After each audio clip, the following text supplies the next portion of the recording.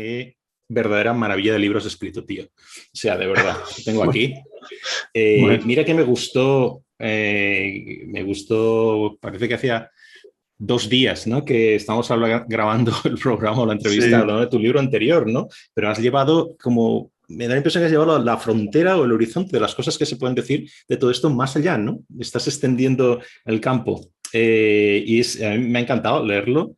Lo tengo todo anotado, de gracias. arriba a abajo. O sea que hay que hacer algo con los márgenes que no nos dejen escribir, porque no hay suficiente espacio. Pero bueno, lo que te iba a, si quieres, para empezar un poco, voy a empezar por algo que está casi un poco hacia el final de tu libro, que es esta cuestión que hablas tú sobre quién puede hablar sobre estos temas de, bueno, hay que recordar que hablas de sexo, hablas de disforia, ahora hablaremos en detalle de estas cosas, hablas te metes en unos berenjenales casi ontológicos, qué es una mujer, ¿no? Y cuándo desaparece una mujer, conflictos de derechos, cosas complicadas, ¿no? Pero creo que hay mucho que decir, que está pasando, a ver, ¿cómo lo digo? Está pasando muchas cosas y no estamos en el plano, digamos, político, si quieres, ¿no? Muchos borradores legislativos, muchas propuestas, etcétera, mucha pugna política entre feministas, trans, etcétera, y casi que no hay, eso es una de las cosas que me gusta de tu libro y de tus libros anteriores también, que no hay un debate, o sea, que el debate no está, no está llegando a lo que se está debatiendo en el plano político, por decirlo así, ¿no? Y estos temas requieren de reflexión, ¿no? Mm, Y esto es una de las ujú. virtudes que tiene que escribas libros como este, ¿no? Entonces, donde yo quería ir es, ¿quién puede hablar de todas estas cosas? La cuestión de la legitimidad que tú tratas en tu libro, ¿no? También. O Ujú. sea, tienes capítulos que se llaman Ella no es una mujer, El fin de la mujer, hablas de que las mujeres trans no son mujeres. ¿Quién tiene legitimidad? Tú hablas ahí en un caso concreto que presentas, sobre los caracteres personales. Cuando a alguien no se le deja hablar de ciertas cosas o no se le da legitimidad para hablar de Mm, ciertas cosas en base a unos caracteres personales, ¿no? ujú. Entonces, yo no sé si has hecho alguna vez este experimento en clase de literalmente hacer la pregunta a los alumnos, porque yo lo he hecho, dando clases de, en fin, políticas familiares, estado de bienestar, etcétera, pues, puedes llegar a estos temas fácilmente, ¿no? Derechos de las mujeres, etcétera. Trans, bla, bla, bla. Y yo he llegado a plantear en clase, a ver, yo como hombre, cis, etcétera, etcétera, ¿estoy legitimado para hablar de estas cosas?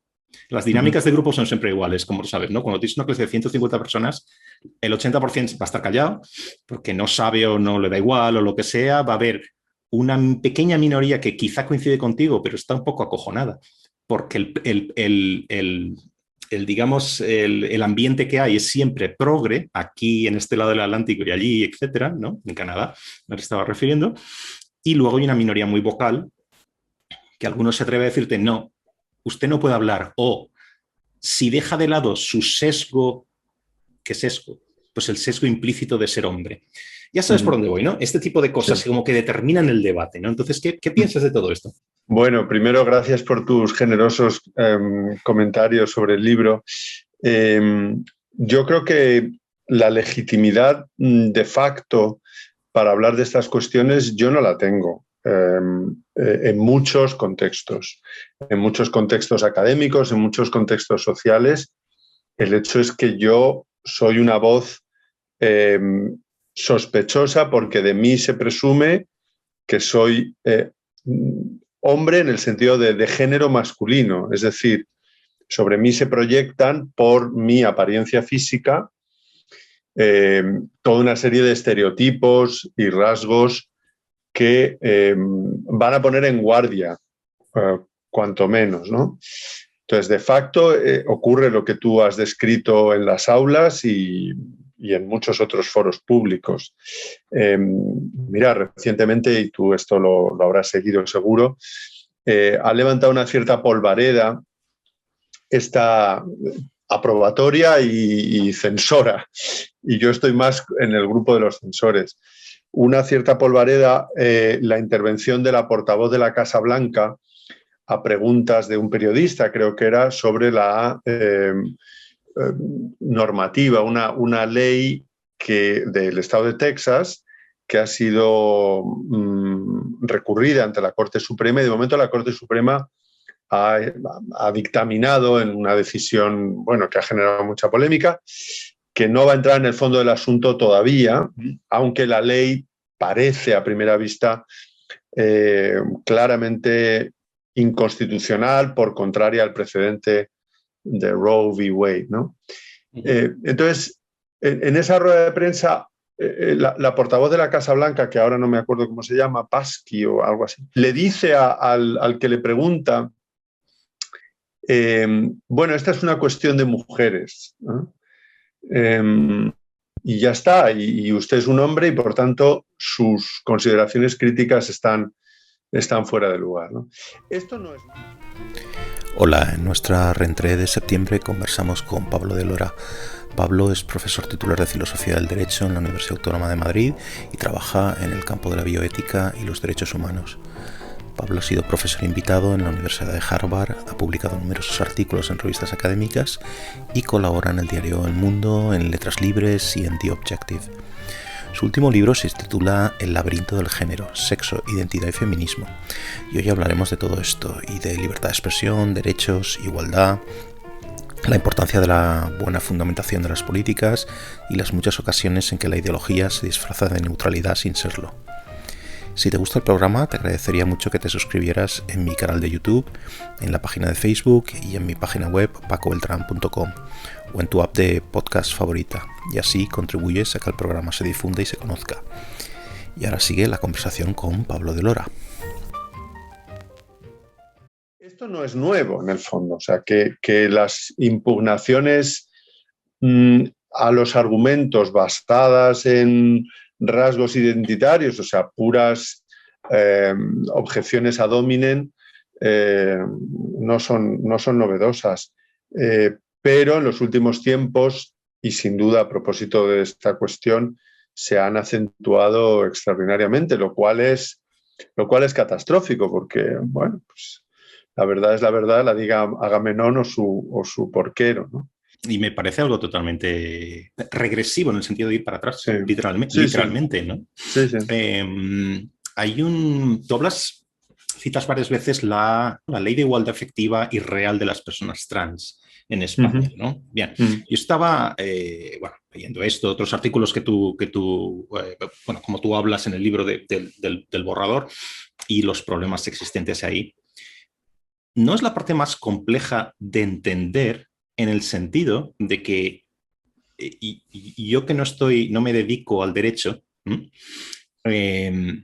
puedo ver perfectamente los problemas que puede traer una ley como esta en el momento que se aplique en varios sentidos, ¿no? En los sentidos que tú desarrollas aquí, por ejemplo, en el momento que entra en vigor el choque entre lo que se dice allí y toda la legislación en favor de la emancipación femenina, emancipación por buscar un término, ¿vale? Es un choque de trenes, quiere decir que salta por los aires, ¿no? Entonces, por ejemplo, en otro lado hablas también de o hay cuotas de mujeres o hay cuotas trans. Es que no es muy complicado ver esto. Las dos a la vez es imposible, por definición, literalmente por definición, porque si hay unas cuotas de mujeres y luego hay otras cuotas de trans, estás diciendo que las mujeres trans no son mujeres también. Entonces, ¿dónde ponemos las cuotas? ¿En una parte de las cuotas de las mujeres? O sea, en fin, es un galimatías que no solo se queda en el enredo del lenguaje, sino que va mucho más allá. Entonces, más allá de cuestiones inconstitucionales o de incompatibilidad de unas leyes con otras, etcétera, es algo que no estamos viendo como ciudadanos lo que va a pasar, o bien el legislador cree que puede hacer lo que le dé la gana porque esto no le interesa a nadie o solo le interesa a una minoría y cree que puede sortear. ¿Sabes lo que quiero decir? Que es demasiado técnico, ¿no? Entonces, ¿por qué no hay una mayor contestación, un mayor levantar el brazo y decir, oigan, ¿no está usted viendo la incongruencia y el problema legislativo, el problema legal que va a haber aquí? Bueno, yo creo que hay una confluencia de razones para que eso no se produzca, aunque yo sí que creo que hay una contestación, y me parece que a poco que uno rastree las redes, y no solo las redes, sino bueno, las ocasiones en las que se ha podido discutir sobre esto, me parece que esa contestación que está siendo abanderada fundamentalmente por sectores importantes del feminismo más tradicional o que era hegemónico hasta hace muy poco tiempo, sí se está dando, esa contestación sí se está dando. De la otra parte, a mí me parece que hay, como empezaba diciendo, una confluencia de cínicos, o sea, gente que, bueno, en el fondo no lo quiere ni pensar porque todo es puramente estratégico, es decir, es lo que toca ahora porque eso es lo que tiene rédito en el amplio mundo y también bastante abigarrado de los llamados movimientos sociales, o bien por razones, honestamente, digamos, que tienen que ver con un argumento que yo también en el libro trato de poner en cuestión, que es el de la, ¿cómo lo formularía así de manera sintética? La necesaria permisibilidad de un cierto fraude porque en la cuenta final va a ser mucho más lo que se gana de lo que se pierde, entendiendo por lo que se pierde esos puntuales casos de fraude, ¿no?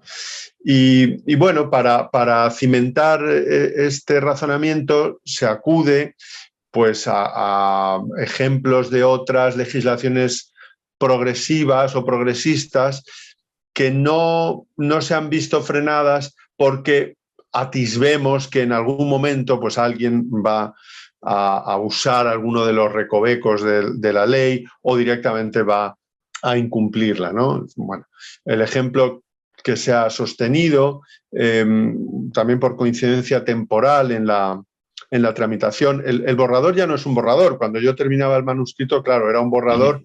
Ese borrador fue aprobado por el Consejo de Ministros y la tramitación parlamentaria va a ser inminente, ¿no? O sea que ya podemos hablar verdaderamente de un proyecto o un anteproyecto de ley. Y decía que, coincidiendo en el tiempo, se ha aprobado en España una reforma que yo creo que tiene muchos aspectos positivos relativa a la eutanasia, ¿no? Entonces, es paradigmática la regulación de la eutanasia para esgrimir este argumento. No, ya sabemos que habrá alguna práctica eutanásica que no cumplirá estrictamente con los requisitos de la ley, es decir, ya sabemos que va a haber algún fraude, pero no por ello vamos a dejar de legislar en este sentido o en esta dirección. Yo creo que ese argumento en este caso no funciona porque el problema no es en realidad el fraude. El problema es que tú has, con esta posibilidad de la autoidentidad de género, me parece a mí, a partir de ahora, imposibilitado de manera radical del todo cualquier tipo de política de la diferencia que ahora ya solo va a estar basada en el puro trámite burocrático de que alguien se haya ido un día al registro y se haya identificado como mujer. Yo creo que es que todo el castillo se desmorona, o por lo menos eso es lo que trato de, no sé si felizmente, de argumentar en el libro. ¿Usted también cómo le das la vuelta al argumento que empezabas a hablar de los posibles fraudes, etcétera, y casi si quieres un cálculo utilitarista, lo podríamos llamar así, sí, en fin, ganamos y tal. Y desde luego la analogía, yo estoy totalmente de acuerdo contigo, la analogía con la ley de eutanasia, con la regulación actual de la eutanasia, a mí me parece que no funciona, porque son cosas totalmente distintas. Incluso me refiero teniendo en cuenta este cálculo utilitarista, ¿no? Me gusta cómo le das la vuelta en el libro y hablas de discriminación de todos los demás. O sea, queriendo corregir algún tipo de discriminación, etcétera. Lo que haces es discriminar a todos aquellos que no pueden, que son los que no es que no puedan, los que no quieren, digamos, autoidentificarse o ir al registro, por usar tu expresión, y cambiarse de sexo, ¿no? O sea, somos todos los demás los que estamos discriminados y tú das un montón de ejemplos muy, muy concretos, ¿no? Si quieres, entramos en cosas. A mí me interesa, a la vez que estaba leyendo tu libro, estaba leyendo otro libro que no sé si conocerás. Es de una neurobióloga y sexóloga canadiense, muy joven, que se llama Debra Soh. Y ella ha escrito un libro que se llama The End of Gender, ¿no? O sea, se parece un poquito al título y es curioso porque en muchas de las muchas de las referencias que dais son, o sea, coincidís mucho, ¿no? Entonces, especialmente cuando estás tratando o cuando tratáis de la disforia de género, ¿no? Ahora nos hablarás un poquito de qué es la disforia de género, ¿vale? En qué es diferente a la incongruencia de género, etcétera, ¿no? Que puede ser un poquito técnico, ¿no? Pero bueno, hay una cuestión en la que coincidís los que os dedicáis a esto, ¿no? O los que estudiáis desde este punto de vista que tú tienes estas cuestiones de la disforia de género, y es que vamos a ver, la disforia de género en niños suele desaparecer cuando llega la pubertad, cuando llega digamos, no sobrevive a la adolescencia. Sí. Entonces, ahí la única cuestión, hay pocos estudios, pero son muy serios, ¿no? Debra en su libro cita 11 estudios internacionales, tú citas alguno de ellos también.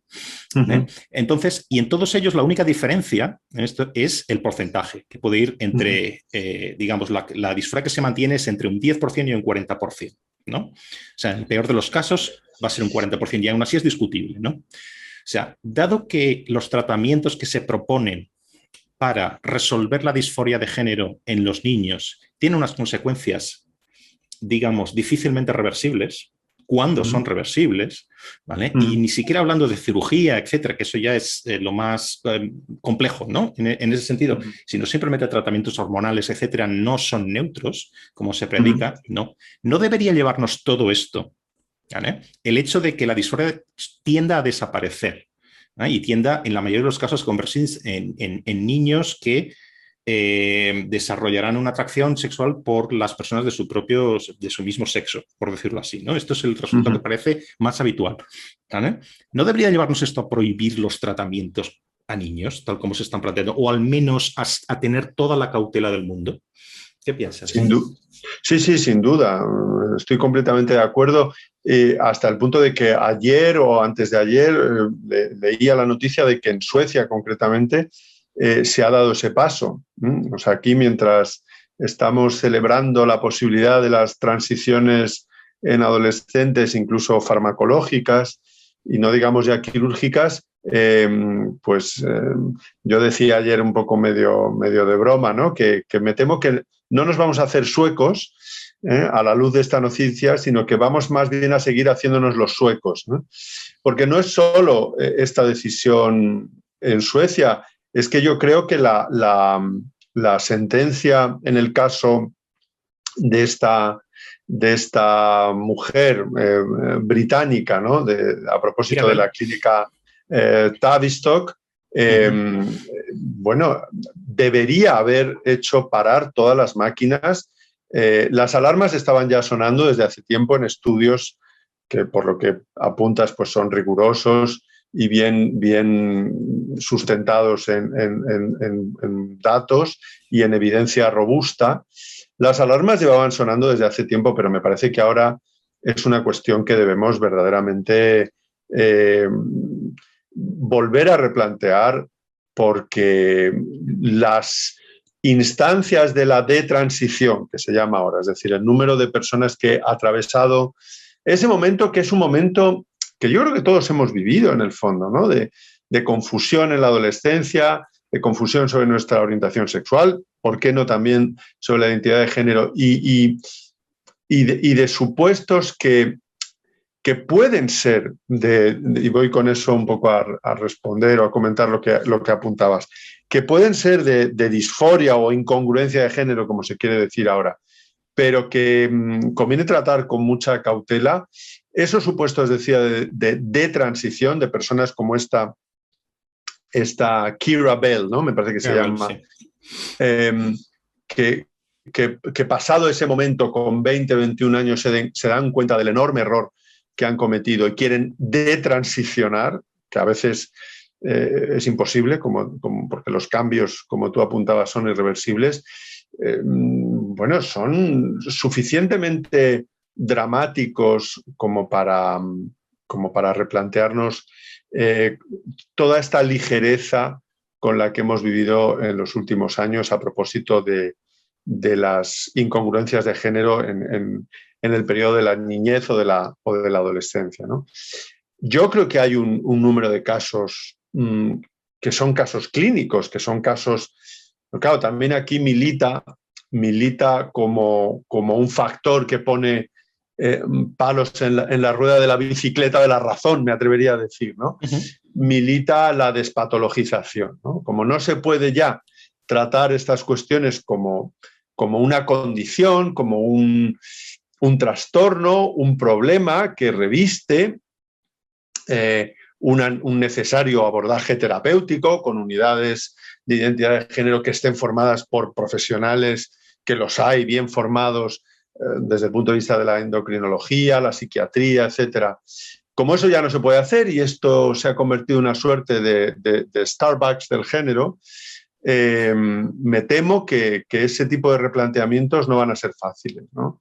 Van a derivar, supongo que en otra de las muchas guerras culturales que tenemos que librar. Me temo, para perjuicio de personas que genuinamente, porque sufren de una incongruencia de género y no tanto de una necesidad de afianzar una preferencia o una identidad, que sufren de ese tipo de condición, se van a ver perjudicadas, ¿no? Y esto lo ha dicho alguien tan autorizado como la doctora Esteva, ¿no?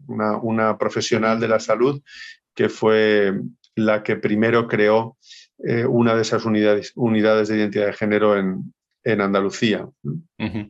Y sin embargo, todo lo que estás diciendo, que esta intervención especializada, endocrinólogos, etcétera, de terapeutas especializados, etcétera, yo creo que vamos como al revés. Literalmente me gusta esto que estás diciendo. Es trágica la expresión Starbucks de la... ¿cómo decías? El Starbucks del género. ¿No? Bien, porque vamos al revés, ¿no? Si te lees que sé que conoces bien la sentencia en el caso de Keira Bell, ¿no? De la Corte Suprema en el Reino Unido, parece ser que era aquello todo bordea la mala praxis, porque este chico, en su día, digamos, se empezó un tratamiento, se autorizó un tratamiento que se recomendó, autorizó, digamos, solo después de una entrevista de 3 horas. Esa fue la única intervención médica, por llamarlo de alguna forma, porque probablemente eso no es una intervención médica. Entonces, a lo que voy es, en todos estos casos, lo común de estos tratamientos es que de disforia de género es tomar al pie de la letra lo que el niño o el adolescente dice sentir y querer, ¿no? Sí. Pero, o sea, esto es lo principal, ¿no? Ir en contra de esto, de este sentimiento, de esta voluntad, digamos, del niño, es discriminación, abuso e incluso puede ser delito, ¿no? Sí. Entonces, sin embargo, los niños y los adolescentes quieren muchas cosas, todos queremos muchas cosas, ¿no? Entonces, si un niño dice querer un tatuaje o conducir un coche o emborracharse, ni lo llevamos al tatuador, ni lo ponemos a circular por la autopista, ni le dejamos en una taberna que se emborrache, ¿no? Y si lo hiciéramos, la ley caería sobre nosotros. Porque no es maduro para tomar estas decisiones, ¿no? Sí. Simplemente por eso, ¿no? Entonces, ¿por qué pensamos que lo es maduro para decidir sobre tratamientos hormonales, cirugía irreversible, capacidad futura de engendrar, etcétera, y cosas que son aún más difíciles que todo lo anterior? ¿Por qué? Sí. Bueno, yo la única respuesta que tengo es, digamos, respuesta que pueda dar razón de esa evidente asimetría o incongruencia, no de género, sino de normativas, tiene que ver con la despatologización, ¿no? Porque pensamos que es la canalización de una preferencia y no así la resolución de un problema médico que va a exigir tratamientos médicos, invasivos, bueno, que en la propia sentencia que tú has mencionado, los propios muñidores o responsables de estas unidades de identidad de género, de la clínica Tavistock en este caso, tienen que reconocer que son experimentales. Estamos experimentando con niños o con adolescentes, lo cual es sobrecogedor si uno lo piensa 2 minutos, ¿no? Sí, lo que yo creía, lo que yo llamaba antes, parece una mala praxis, quiero decir, son experimentales y no son, como se suele argumentar, tratamientos neutros, reversibles, que no tienen coste. En absoluto. Que ganan tiempo. Yo creo que si la demanda en favor de que acompañemos, no que por supuesto, prohibamos ni persuadamos, sino si la idea es que debemos acompañar a adolescentes que en momentos críticos de su desarrollo personal pueden tener confusión sobre su género. Si ese acompañamiento quiere decir aceptemos que se quieran llamar con otro nombre, aceptemos que su presentación de género sea la que supuestamente no corresponde a su sexo. Yo creo que eso es aceptable, porque ahí hay una... no digo que sea completamente inocuo, no digo que sea completamente neutral, pero es mucho más neutral y, por supuesto, evidentemente reversible, a diferencia de empezar a tomar testosterona o hormonación cruzada. Yo creo que esa es la parte, digamos, que habría que efectivamente conceder, también como manera de que ese adolescente confuso pueda saber finalmente qué tipo de género es aquel con el que se siente más identificado, si es que alguno de ellos le satisfacen, ¿no? Los propios tratamientos psicológicos o psiquiátricos que anteceden a una ya abordaje farmacológico y ulteriormente, en su caso, quirúrgico, esos primeros pasos que se dan consisten precisamente en decirle a la persona que está supuestamente o prima facie afectada de incongruencia de género en que se empiece a presentar socialmente como del otro género, a ver qué pasa, a ver si eso le resulta más cómodo, a ver si eso, digamos, tiene un efecto beneficioso, ¿no? Bueno, eso es lo que yo creo que en todo caso sí podemos tolerar respecto de esos adolescentes que insisto, puedan querer cambiar de nombre, empezar a desarrollar actitudes o estereotipos que corresponden al otro género. Y creo que ahí los padres debemos acompañar y aceptar. Pero todo lo que tenga que ver con fármacos, tratamientos irreversibles o que tienen efectos en la salud, no podemos aceptarlo. Yo creo que la experiencia británica y ahora esta medida en Suecia, insisto, nos debería poner muy en guardia. Yo creo, aquí me lanzo un poquito, yo creo que incluso el tratamiento o los tratamientos recomendados, digamos, por ciertos médicos, asociaciones, activistas, etcétera, casi contradicen a la ciencia, ¿no? Y si un lugar, ya sé que la ciencia está de capa caída en los últimos tiempos por unos y por otros, no es algo, pero yo creo que si hay un campo en el que sí debería atenderse mucho a criterios científicos, es este, ¿no? Sí. Por ejemplo, se dice, otras de los argumentos para sostener este tipo de soluciones o intervenciones respecto a la disforia de género, se dice que si no hay un tratamiento se produce un daño al menor, ¿no? En ausencia de ese tratamiento, un daño al menor y se multiplica, por ejemplo, esto lo habrás leído, el riesgo de suicidio. Bien, entonces esto sustenta la legislación favorable a la reasignación de sexo, etcétera, ¿no? Habrás leído estas expresiones también en el mundo anglosajón, son muy comunes, ¿no? En estos ámbitos, ¿no? La consistencia, la persistencia y la insistencia. Es lo que decía antes, o lo que estamos hablando, sobre la insistencia del menor, que se siente incómodo con su sexo y se identifica con otro sexo, ¿no? Solo con eso ya sustenta este tipo de intervenciones. Sin embargo, nada de todo esto está probado por ciencia seria, ¿no? Por ejemplo, un elemento, como sabes, de la buena ciencia, un elemento clave es comparar los resultados de la intervención en un grupo con un grupo de control. No existen estos estudios, ni uno solo de los estudios favorables tienen grupos de control. Quizá puedes pensar que hay buenas razones, ¿no?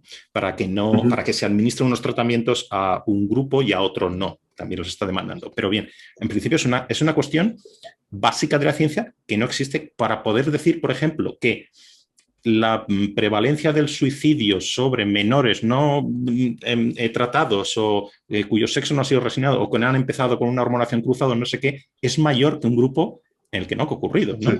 Es decir, para hacer eso necesitas control, para un estudio serio. Esto es lo que me refería con la ciencia, ¿no? De hecho, estos estudios serios que tú conoces, citas en tu libro, en los otros que te estaba diciendo, también en este otro libro que estaba leyendo, contradicen las demandas trans en favor de la reasignación de sexo tal como se está haciendo en menores, ¿no?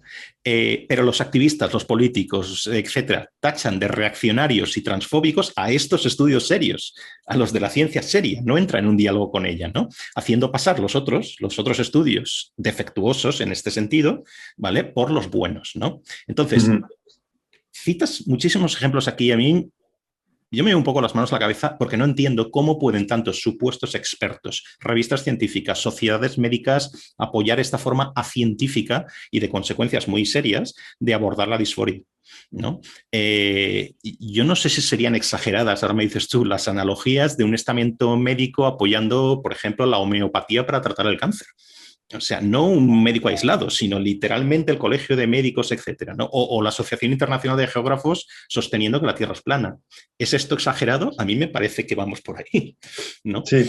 No, yo creo que hay muchas razones que explican ese status quo que tú describes, ¿no? Y creo que no con exageración. Bueno, tú eres un politólogo muy sagaz y enseguida, por supuesto, estarás también pensando en aquí qué intereses hay, ¿no? Y yo creo que los intereses, desde todos los puntos de vista, son un factor clave, ¿no? Y por intereses me refiero a intereses que tienen que ver con lo más inmediato, o sea, las ganancias económicas, una industria fabulosa que atiende a todas esas necesidades o demandas y que captura muchos espacios de difusión científica como en otros muchos ámbitos, ¿eh? Esto no es peculiar de este problema o de esta patología, ¿no? O condición. Lo sabemos bien, ¿no? Lo sabemos bien cómo los lobbies farmacéuticos y también médicos pueden utilizar estudios, en fin, de dudosa calidad para promover esas terapias, para promover esos fines, ¿no?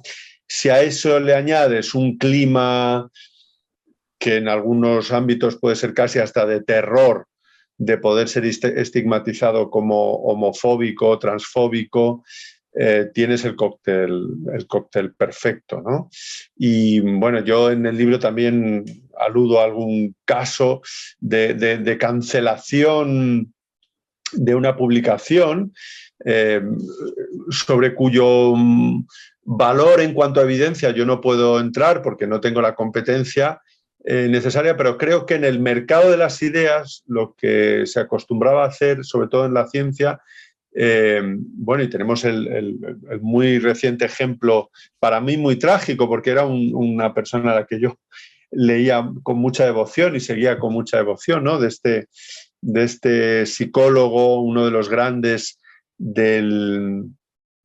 de la llamada Behavioral Economics, ¿no? Dan Ariely, bueno, pues está inmerso ahora mismo en un escándalo mayúsculo porque alguien con mucha meticulosidad se ha ido a los datos originales y ha comprobado hasta qué punto las conclusiones que él había sostenido en trabajos científicos publicados estaban sustentadas en datos reales o no.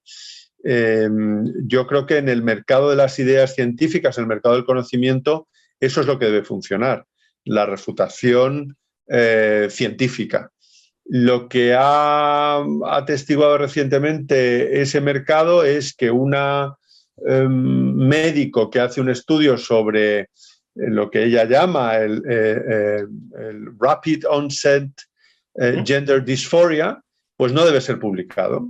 Ese estudio no debe ser publicado, no tanto porque esté mal hecho, sino porque alcanza conclusiones que no nos gustan, ¿no? Yo creo que eso es atroz. Yo creo que eso, al revés, alimenta las sospechas de aquellos a quienes tampoco queremos, con los que tampoco queremos compartir mesa, ¿no? Que impugnan en general. Bueno, todo es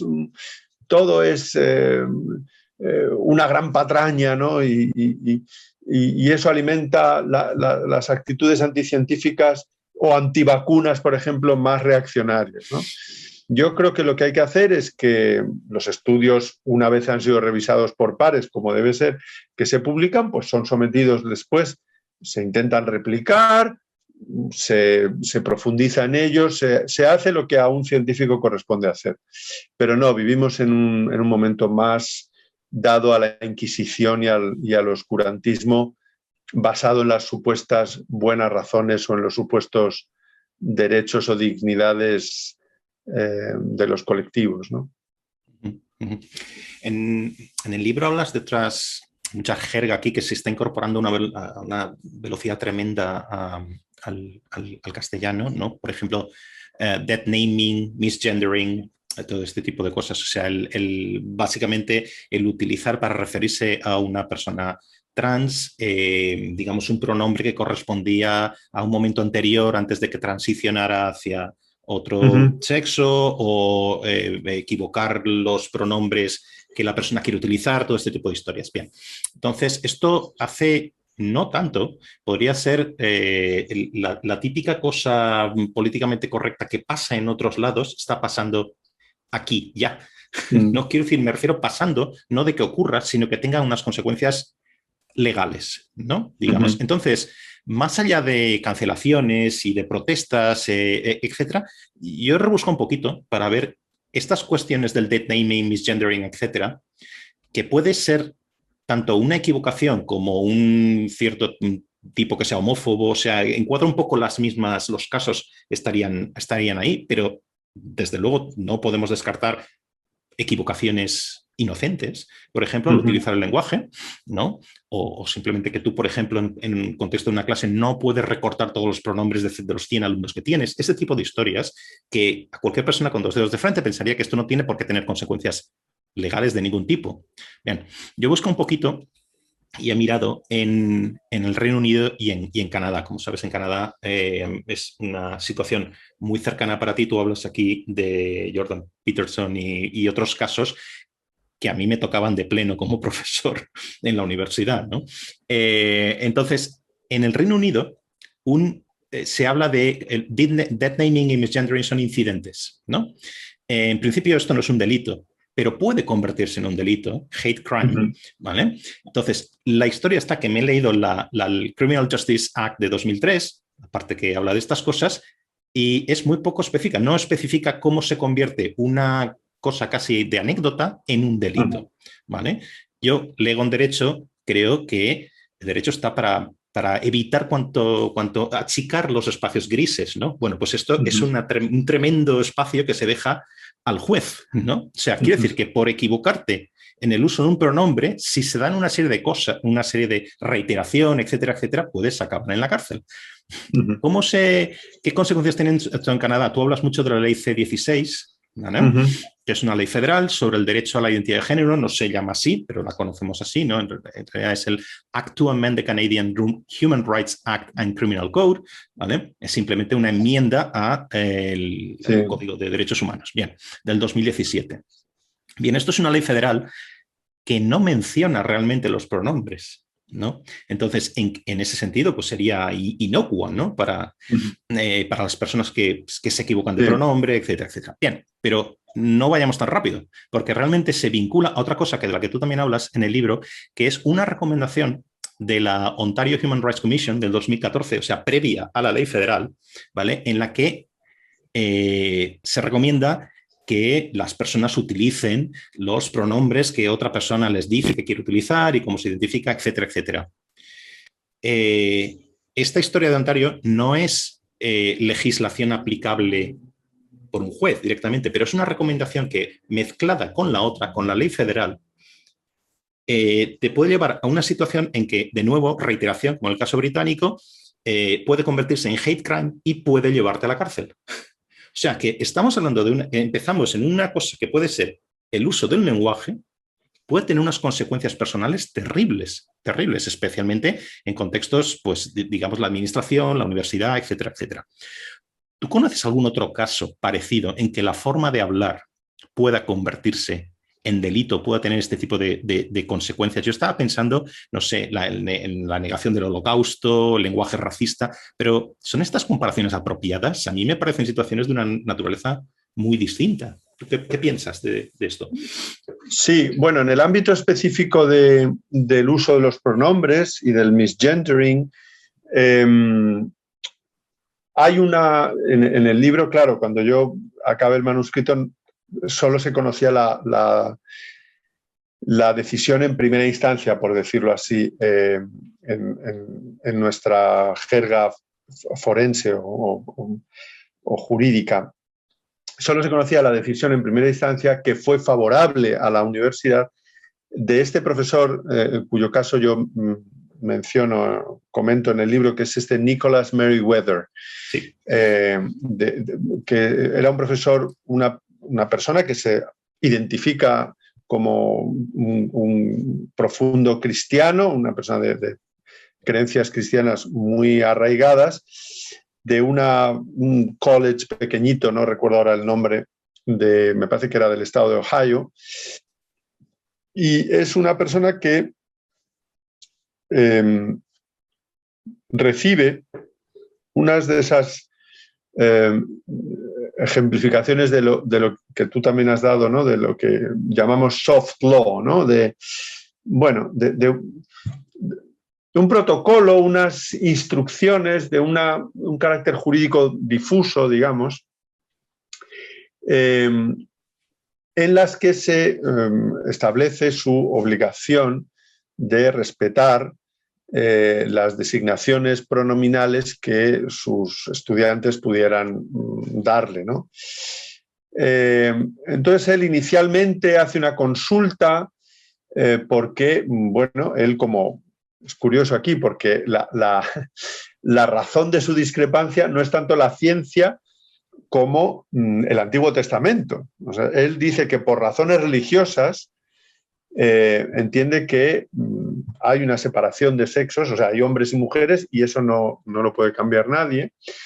Un biólogo podría decir lo mismo, ¿no? Básicamente, un científico podría decir, bueno, mis razones serían más bien las de cómo es la naturaleza, ¿no? De las cosas, ¿no? No tanto, en fin, un texto sagrado, nada parecido. Pero bueno, eso aparte, el caso es que él inicialmente consulta cómo va a poder conciliar esas dos obligaciones que él siente que son conflictivas.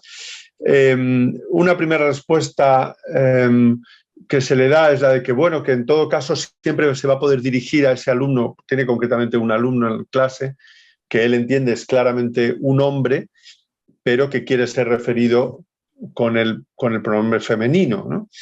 Entonces, la primera recomendación que se le hace es use el nombre. Entonces empieza a usar el nombre, a diferencia de lo que hace con el resto de los estudiantes. Entonces la estudiante se siente agraviada. Bueno, la cuestión acaba derivando en un pleito, porque él es, yo creo que, reconvenido hasta el punto de que se le abre un expediente de expulsión de la universidad y en primera instancia el juez dictamina que no hay una vulneración de la primera enmienda en la decisión de la universidad, que en ese ámbito académico puede perfectamente regir una obligación de usar determinadas expresiones, lo que en la literatura jurídica estadounidense se conoce como el compelled speech.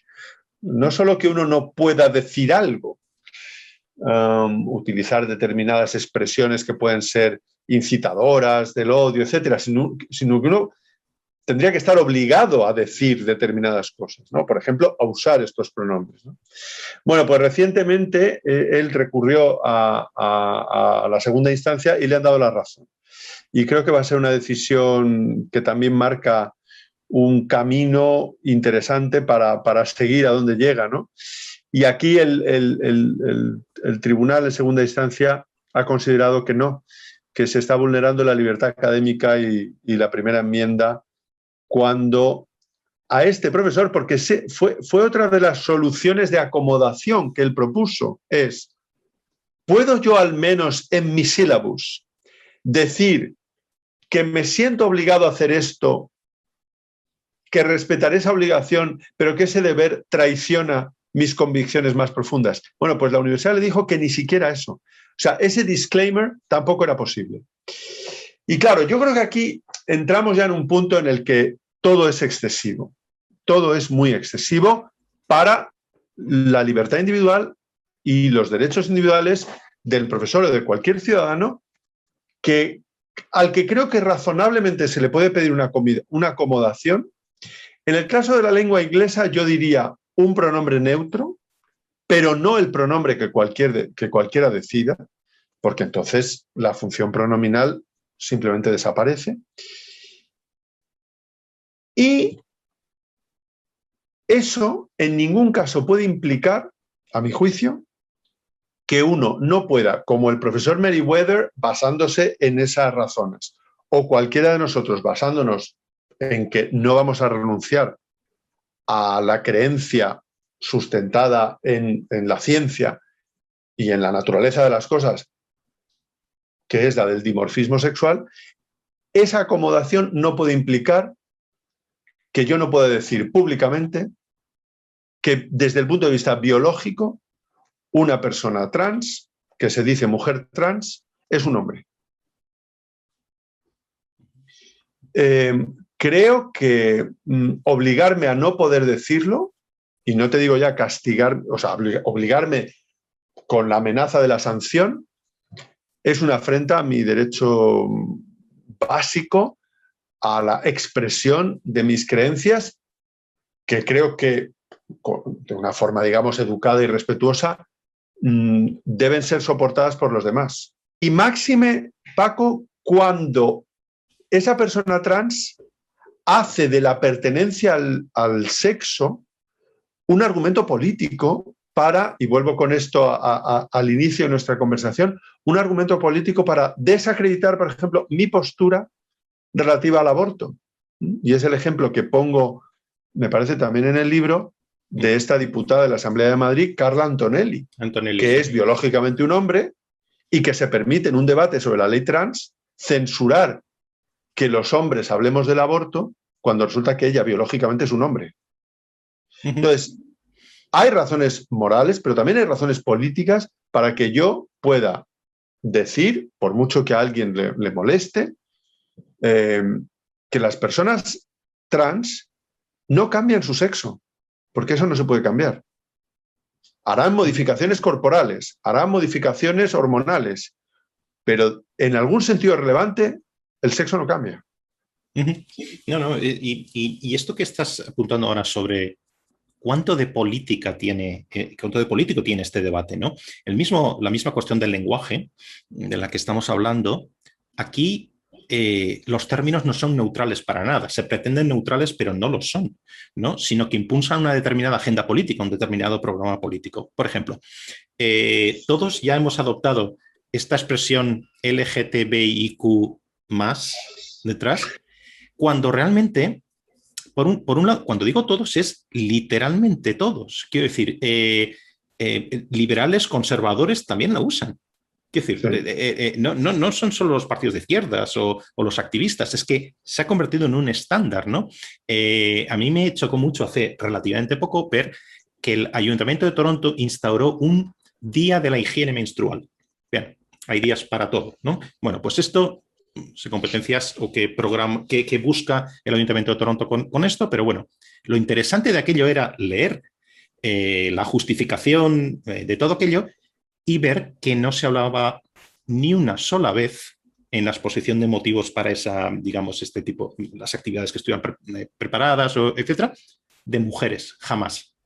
¿Qué se dice? En su lugar, en inglés se dice menstruators también, ¿no? Concretamente habla así una y otra vez, que suena fatal en inglés y fatal en español y fatal en cualquier lado, ¿no? Sí. Bien, ¿qué es lo curioso de todo esto? Que es un ayuntamiento gobernado por la derecha, los conservadores, los que utilizan este lenguaje.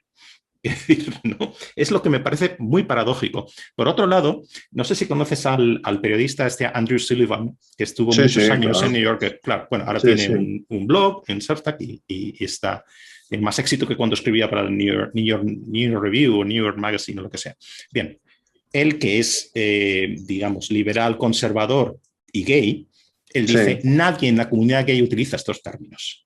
Hablamos de gays, hablamos de lesbianas, pero nadie utiliza esta ristra interminable y que crece y crece de acrónimos, ¿no? Hay otra parte, ligando con esto, y ahora te planteo una cosa, en donde hablas, es un caso que no conocía, de las, supongo lo pronuncio bien, mushes de Oaxaca, ¿no? Bien, entonces, como un grupo indígena en México, donde, bueno, hablas ahí de la, digamos, cómo acomoda el Estado mexicano, digamos, un tercer sexo, etcétera, en un grupo indígena determinado. Bien, hay un correlato aquí con, digamos, una situación muy análoga en Canadá, en la situación que conozco bien. En Canadá no se usa la expresión LGTBI, etcétera. Va siempre precedida de otro acrónimo que es un número y otra letra, que es 2S. Significa two-spirited, ¿no? Es exactamente lo que tú estás comentando en el caso de Oaxaca, ¿no? Significa aquellos indígenas que tradicionalmente no se veían ni de un sexo ni de otro. Bien, entonces uno rastrea un poquito qué es esto, ¿no? Y de dónde viene todo esto, y descubre, no hace falta hacer un gran descubrimiento, yo lo he buscado esto y en 5 minutos lo encuentras, esto cuál es el origen. Es un término inglés creado por activistas no nativos, traducido a dialectos indígenas y retraducido al inglés. O sea, está describiendo una realidad. Fíjate, lo que estoy haciendo aquí, y quiero ser un poco sutil con esto, yo no estoy cuestionando en lo que estoy diciendo la existencia de un tercer género en comunidades indígenas. Lo que estoy diciendo es que los términos impuestos o aceptados como neutros, como estándar, etcétera, en muchas ocasiones no describen, sino que prescriben, ¿no? O sea, no hay neutralidad ninguna. Hay una, digamos, agenda política. Ni siquiera están las propias comunidades, sino que son otros los que imponen esa agenda política, ¿no? Absolutamente, sí. No, a mí, pero ya hace tiempo, muchos años, me picaba la curiosidad por la B del acrónimo. Sí. ¿Cuál es la discriminación que los bisexuales sufren qua bisexuales? Yo creo que es evidente que sufren discriminación qua gays, o sea, cuando su bisexualidad se canaliza hacia la atracción o práctica de relaciones sexuales con personas de su mismo sexo. Pero a mí se me escapa completamente, y lo pregunto genuinamente, y la verdad es que nunca he encontrado una respuesta muy satisfactoria. Se me escapa cuáles sean las discriminaciones concretas que sufran qua bisexuales. Yo, desde luego, en mi entorno, más bien lo que observo es que son personas más bien admiradas porque al final la condición bisexual te abre el mercado de las experiencias eróticas muchísimo más, ¿no? Y creo que un poco con aquella expresión de Felipe González, ¿no? Creo que la ristra de los elementos que integran el acrónimo es una muestra de una futura muerte de éxito. O sea, que al final todos vamos a estar en ese colectivo, con lo cual todos vamos a ser discriminados, todos vamos a ser víctimas, todos vamos a formar parte de esa vulnerabilidad. Y bueno, y quiero pensar que en ese momento se darán cuenta los activistas que más han propalado este acrónimo, que se han dado un tiro en el pie, ¿no? Que han muerto de éxito y que por tanto la empresa ya no sirve porque en la medida en la que todos estemos discriminados, pues ninguno lo está, ¿no? En el fondo. En el terreno religioso, haces aquí una comparación con bueno, el contexto es hablar de la transfobia y haces un previo sobre las ideas religiosas, ¿no? Bien, en el terreno religioso admitimos que, por ejemplo, fulano cree X, no necesariamente que X existe o es, ¿no? Bien, esto yo creo que es un poco el común denominador sobre cómo vemos, por lo menos en las democracias liberales, las creencias religiosas, ¿no? Bien. Pero en el actual clima político, la transfobia no es admisible. Ahí hay una herejía, ¿no? Bien. Entonces, ahí yo tengo un pequeñísimo pero que hacer a tu argumento, que hasta ahora totalmente de acuerdo, ¿no? Que es que hay otras cosas que tienen que ver con la religión que tampoco son admisibles en el actual clima político. La islamofobia, por ejemplo, ¿no? O sea, la supuesta islamofobia, en muchos casos, ¿no? O sea, sí. hablamos de un término que puede significar muchas cosas, ese es el problema, ¿no? Bien. En fin, que una crítica sea admisible o no lo define, yo creo, quien ostenta el poder político. Es decir, yo no creo que los líderes de la Iglesia Católica acepten lo que ellos considerarían herejía o insultante, etcétera, si seguirán teniendo el mismo poder que tenían en la Edad Media, por ejemplo, ¿no? En fin, sí. Es un contraejemplo que doy, ¿no? Pero a donde yo voy es que la idea de lo que es admisible o no no se dirime tanto en el mercado de las ideas en ese sentido, como también, por lo menos, o ahí, pero además también juega un papel grande, creo, la cuestión de quién tiene el poder. Y no hablo de un poder de unas ideas ahí etéreas ni nada, me hablo del poder político en una democracia, punto. Gobierno, el parlamento, etcétera, ¿no? Bien. Entonces, la paradoja, es decir, si podemos decir de esto lo que es admisible en el terreno de las ideas religiosas, digamos, las creencias religiosas, es porque vivimos en lugares donde hay una separación de la Iglesia y el Estado, ¿no? Totalmente.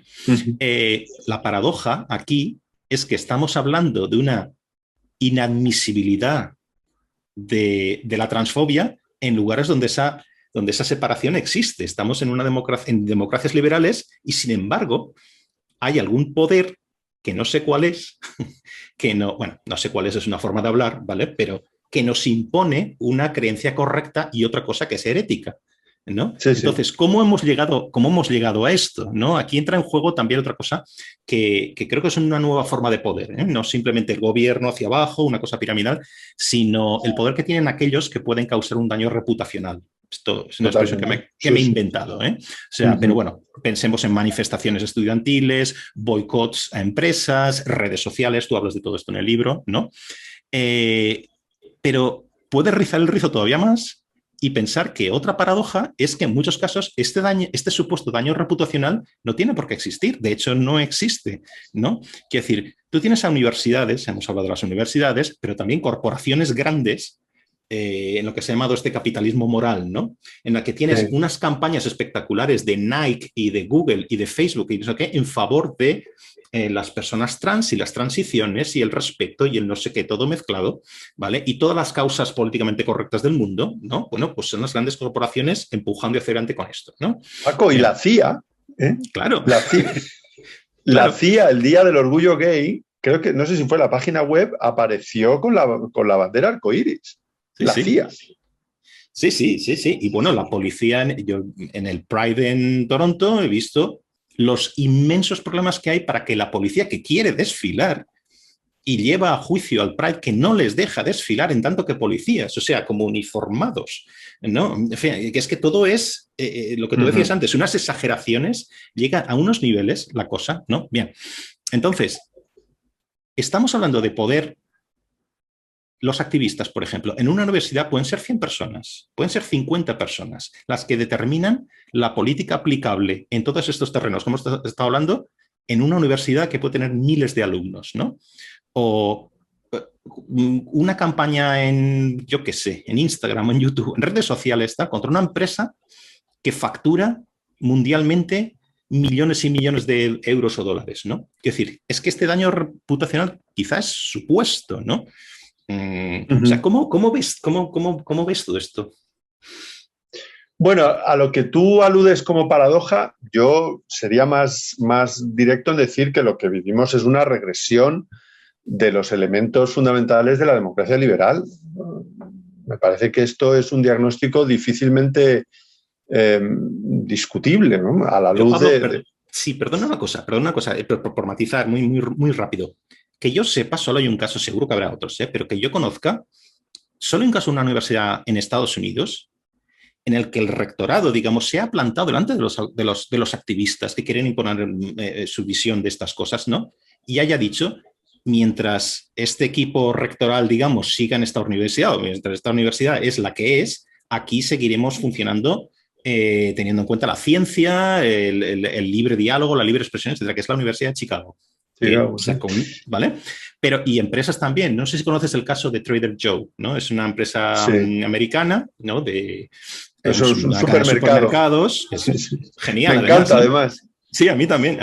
Y entonces salió hace relativamente poco, creo que es del año pasado, hubo una campaña, unos activistas en Change.org, ¿no? Que querían que la empresa retirara unos productos muy populares, una cerveza mexicana que llamaba Trader José y una especie de plato esto asiático que lo llamaba Trader Mink, que era un pollo no sé qué. Bien, la empresa sacó un comunicado diciendo, ahí os den, nosotros no somos racistas, no os discriminamos y mientras esto tenga una tirada popular, o sea, mientras hay una demanda, vamos a seguir sacándolo igual. Ya está. Sí. ¿Por qué no podemos hacer esto? Yo creo que muchas veces porque lo que tú has llamado felizmente daño reputacional nos paraliza, porque es un esfuerzo de dar una batalla, por muchas razones que, bueno, por puro miedo a consecuencias físicas incluso. Es decir, que estas peleas a veces llegan a lo físico, a enfrentamientos que son muy desagradables.